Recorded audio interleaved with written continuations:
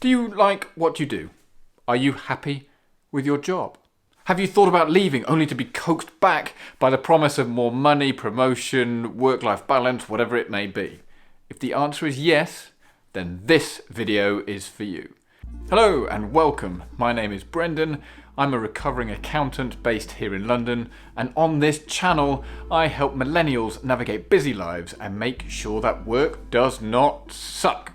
Do any of these resonate about your job? You dread going to work, you're procrastinating and putting off work that you have to do. It's taking a toll on your health, or you're even venting so much that you just hate what you do to all of those around you. You don't feel like there's any room for improvement and you just can't speak up at your job. So what do? You sit down with your boss and you tell he or she that you've decided to leave your job. Now, these conversations are incredibly awkward unless you've been through it a number of times, which I'm not sure is necessarily a good thing. But let's just say you have to build up the courage and you say to your boss, I'm leaving. What happens next?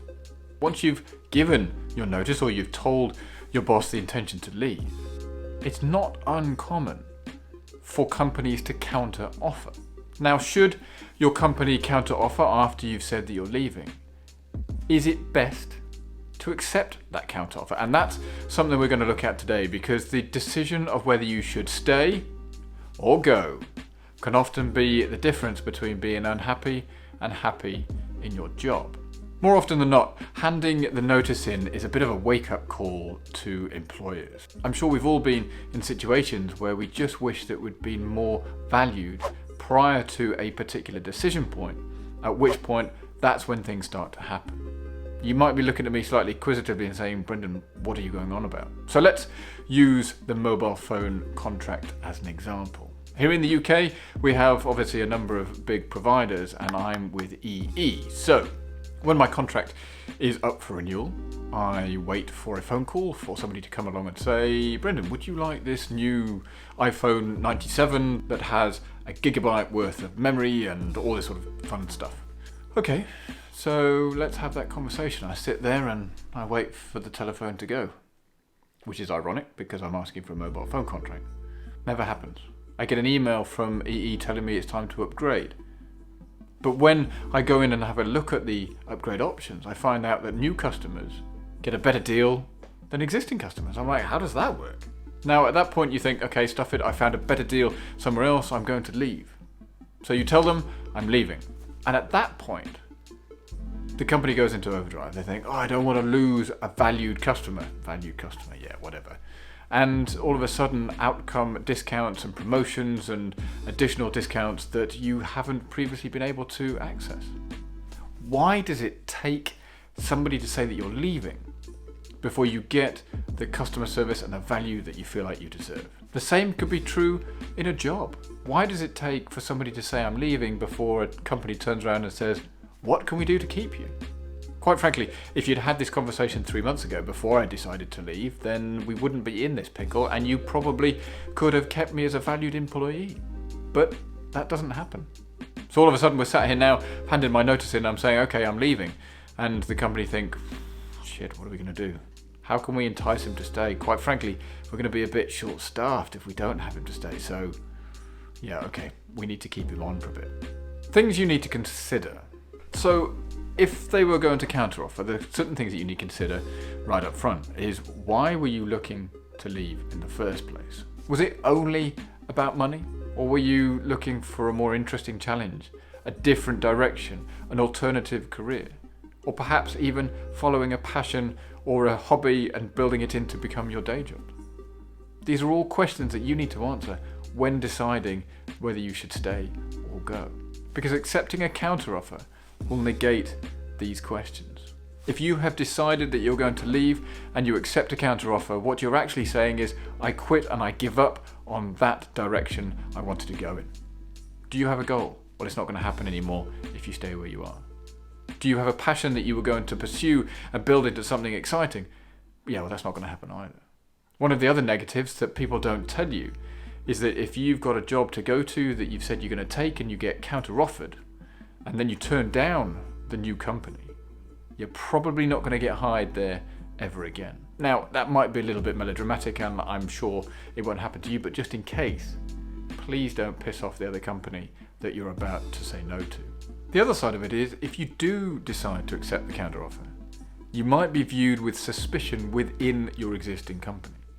Why did you decide to leave only to stay at the last minute?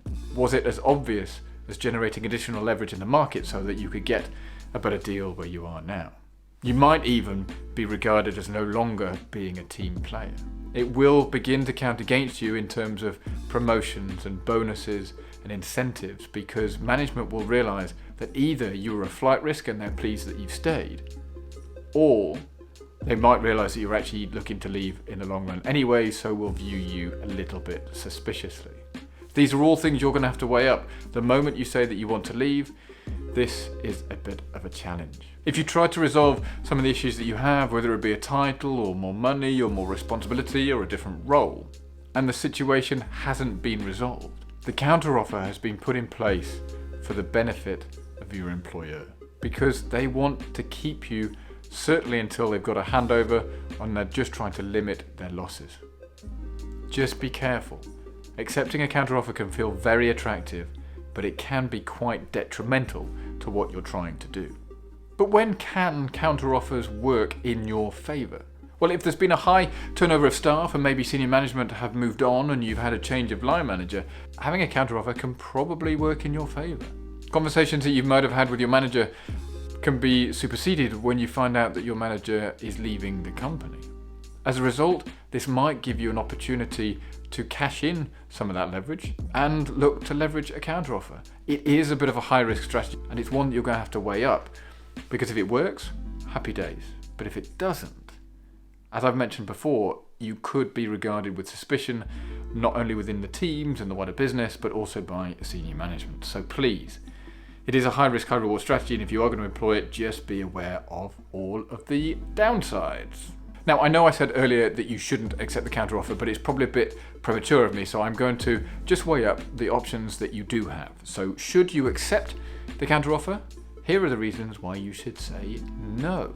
I don't believe accepting the counteroffer is in a job seeker's best interest, because generally, once you've decided to make a change, throwing more money at the problem isn't necessarily going to address those challenges. From a personal perspective, when I was training as an accountant, I studied my audit exams, and the Big Four accounting firm that I worked for, you had to work your way through the particular levels and put in the time. To be quite frank, there are very few people that actually enjoy being an auditor, but as you become closer to qualification, the opportunities outside of audit open up to you, and quite frankly, the firms don't necessarily want to lose you. So one of the actions that they do take is they offer you more money. Also, when you're starting your career, your perceived options for where you want to go can be quite limited. So recruitment consultants will say, would you like to become an internal auditor? Now, I worked in the investment space in audit, and to be quite honest, being an internal auditor was not something that I wanted to do. But if somebody is effectively doubling your salary to do a job that you do at the moment, it does make you go, Now, what I did learn is it doesn't matter whether you get paid double or you get to work overseas. Fundamentally, if you don't like the job that you're doing, no amount of money can actually change that. So do just be careful that if they do throw money and title and promotions and attractiveness at you, are you happy doing the job that you're doing? Another reason why you shouldn't accept the counteroffer is you may actually burn two bridges at once, which actually could be a bit of a skill. You not only say no to the people who have offered to you, but you also say no to the company that you are working for. So how does that work? Well, you effectively burn the trust that you have with your existing company, but you also burn the bridge that you would have with the new company. Really, everybody in your existing organisation knows that you are looking to do something else, and you might be under a bit more scrutiny. Not only that, if your current employer is going to invest more in you, they're probably going to expect more in return. So you've just got to be careful what you are signing up for. If you decide that accepting the counteroffer is not in your best interest, please don't do the obvious and quite tempting thing of just saying, actually, I'm gone, because burning that bridge might come back to haunt you in the future. Just say thank you very much for the offer, acknowledge that it was nice of the company to come back and try to keep you, but that in this instance it's not what you were going to do. I do genuinely believe in leaving on good terms, and you never know quite how paths will cross in the future. But when should you say yes to accepting a counteroffer? Now, if you are one of those people who is solely motivated by money, and that's fine if that's what floats your boat, now this is a tool to potentially leverage more income for you on a regular basis. Now, I must warn you that if you do accept the counteroffer, you may need to accept that there could be some significant changing in the standing of you and your organisation if, as I mentioned earlier, people know that all you've done is generate this counteroffer to get more money and title, etc., etc. You will need to bear that in mind, and certainly from a people perspective, building those relationships and trying to remove any of the distrust that may have been built up, or quite even some resentment to others who have seen you do what you do. It's worth just bearing that in mind. Now, I want to tell you a very quick story in that why I don't think accepting a counteroffer for more money is the right thing to do, because I was very fortunate back in 2012 to earn a ridiculous amount of money on a day rate. I left my Big Four accounting job to become a business consultant. After a year, I got approached to do a similar job at another bank for more money. Now, I jumped at the chance. I was like, yes, I've cracked it. At a relatively young age, I'm earning a decent chunk of change, and I was pretty excited about it. However, after 12 months, I decided that it wasn't the right choice. Now, the problem was, earning this significant day rate, I ended up basically booking meeting rooms and taking minutes. Yeah, now that wasn't what I signed up for. So after 12 months, I decided to jack it in and go back to investing myself, and I took a slightly different career direction. Now, don't get me wrong, having a significant pay packet each week, because we got paid weekly back then, was delightful. I mean, it paid off my student loan, it helped me buy a sports car, it did a great deal of things, but I was bored out of my head. I just hated it, and I couldn't do it forever. In actual fact, I couldn't do it for more than 12 months. So there are dangers of doing it. Now, I am a kind of person that likes to excel and challenge myself, and I was just bored senseless. So I'm not saying don't do it, but just accepting a job for the money is a very difficult tightrope to walk. And if you want to be ambitious and you want to succeed and you're just doing a job for the money, as long as you think you can get yourself up for it every day and bring your best self to work, then go for it. But it's hard. It's hard, I promise you, so just please think about it seriously before you do that. What should you do if you do decide to accept the counteroffer? What should you do? There's too many of those in there. Ideally, you'd only ever instigate or get into the counteroffer situation before you've officially accepted an alternative job, otherwise that could make life very difficult, and as I've said at the beginning, you could piss off the other company and burning two lots of bridges in one go, which would be quite impressive, but I certainly wouldn't advise you to do so. I mean, at this point, if you have actually accepted the external companies, you probably should do so in writing and do it very quickly, just to say that whilst you accept the offer for employment and you were really excited about it, unfortunately it is not something that you're going to be able to pursue at the moment. It may not be received very well, and you might have to have some relatively difficult conversations with either the direct hiring manager or potentially a recruitment consultant. But that is the penance of deciding to back out at the last minute. A bit like gazumping on a house sale, you've pretty much done the dirty on them. But 'tis business, so as long as you're comfortable with that, then that's fine. You should always offer your apologies, and in some circumstances it might be appropriate to put forward a list of referrals that may be able to take on your role if you have a good network of contacts. But either way, just make sure you're ready to rationalise your decision to your potential future employer that you've just turned down. So what do I want you to take away? There's no right option for every job seeker. What's right for me won't necessarily be right for you, but I want you to learn from what I've been through, that as long as you're going into these things with your eyes wide open, you get the best chance of success. Now, at the end of the day, I don't want work to suck for you, which is why I'm saying don't necessarily take the job just for the money, because it can be really difficult to stay engaged on a day-to-day basis, especially if you begin to fall out of love with the job.